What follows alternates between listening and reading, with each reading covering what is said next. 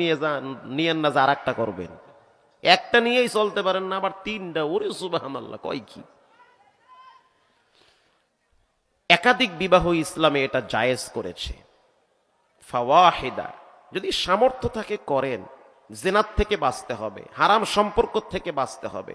তবে হ্যাঁ, যদি মনে করেন যে না দুইটা বউ রাখতে কষ্ট হবে, বেইনসাফি হবে, জুলুম হবে, আল্লাহ বলেন ফাওয়াহিদা, একটা নিয়ে থাইকো, দুইটার দিকে উকি মেরে দেখো না। রাগ করলেন নাকি? রাগ করলে করেন, সমস্যা কি?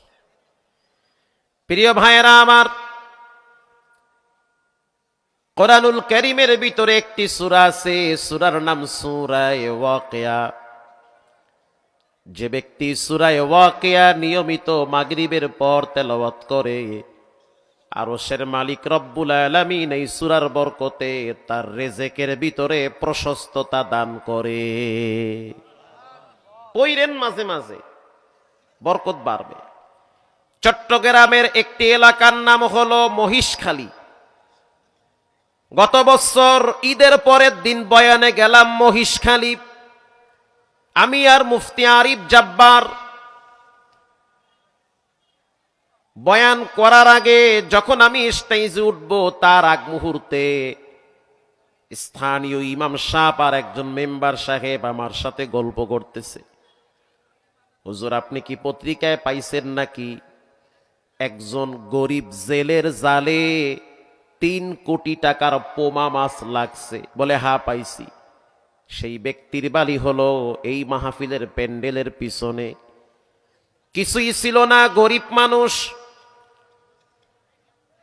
প্রতিদিন রাত্রিবেলা সমুদ্রে জাল পাতত। জাল পাতার পরে মাছ পায় না, সিদ্ধান্ত নিছে এরপরে আর জাল পাতবো না, জালগুলা আগুন দিয়া পুইরা ফেলাবো। স্ত্রী ডেকে বলে, স্বামী আমার, রাগ করা যাবে না, ভেঙ্গে পড়লে হবে না। ছোট্ট একটা দোয়ার বইতে পড়ছি, মাগরিবের পরে সূরা ওয়াকিয়া যদি তেলাওয়াত করা হয়, আল্লাহ নাকি রিজিকে বরকত দান করে। তার চেয়ে একটা কাজ করি, আমি বসে বসে সূরা ওয়াকিয়া পড়ি, আপনিও বসে বসে সূরা ওয়াকিয়া পড়েন। ওই বেচারায় বলল, বিবি আমার তুমি পড়ো, আমি তো পারি না, তবে হ্যাঁ তোমার পাশে বসে বসে আমি শুনবো। ওই দিন মাগরিবের পরে স্ত্রী বসে বসে সূরা ওয়াকিয়া পড়ল, স্বামী বেচারায় পাশে বসে বসে সূরা ওয়াকিয়া শুনল। স্বামী বলতে আছে, আমি তাকাইয়া দেখলাম আমার স্ত্রীর চোখের পানি বায়া বায়া কোরআনের পৃষ্ঠায় পৃষ্ঠায় ফোঁটা পড়েছে। আমি আমার স্ত্রীকে প্রশ্ন করলাম, কেন কাঁদো? সে বলল, আল্লাহর কাছে এজন্য কাঁদতেছি, আল্লাহ যেন এই অভাব অনটন দূর করে দেয়।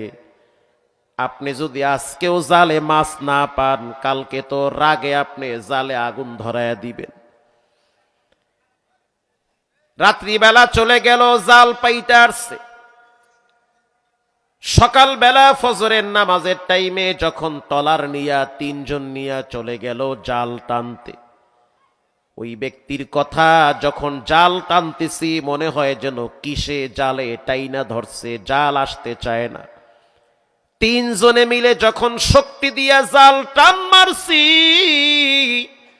বুঝতে পারলাম 4 কেজি 5 কেজি ওয়ালা বড় বড় লাল লাল পোমা মাছ জালের মুখায় লাগছে।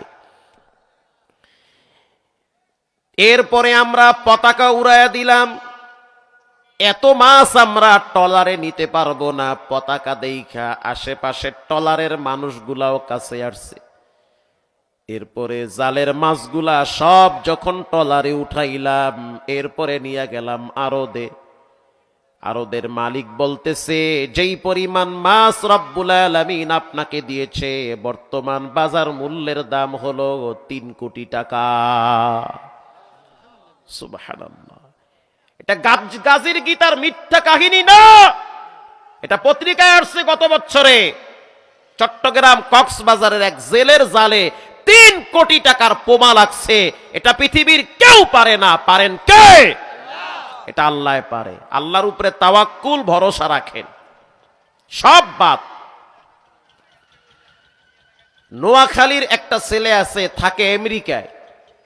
আপনাদের কষ্ট হয়? আমেরিকায় থাকে।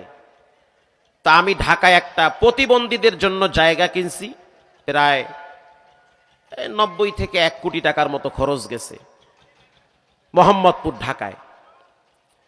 তা আমি চিন্তা করলাম এখানে বিল্ডিং করতে অনেক টাকা লাগবে, একতলা করতে প্রায় 51 লক্ষ টাকার উপরে হিসাব দিছে ইঞ্জিনিয়ার। এত টাকা আমার দ্বারা কিভাবে সম্ভব? তো ওই যুবক আমার এই পরিমাণ ভক্ত, আমার এই মোবাইলে এখনো তার সব কিছু আছে। যদি কেউ দেখতে চান তাহলে দেখতে যাইয়েন, আবার কইয়েন না যে সাফা মারে, দেখতে যাইয়েন। হেনে হোয়াটসঅ্যাপে এখনো আছে। হুজুর কি লাগবে? লাগবে কি? আমি বললাম জায়গা কিনছি, বিল্ডিং করতে পারি না, আমি ফকির মানুষ, আমার নাই তেমন কিছু, পারবো না আমি। সে বলল হুজুর দোয়া করেন, একতলা করতে যত টাকা লাগবে পুরাটাই আমি একাই দিব। কয় কি এই পার্টি আল্লাহ করতে আইনে দিছে?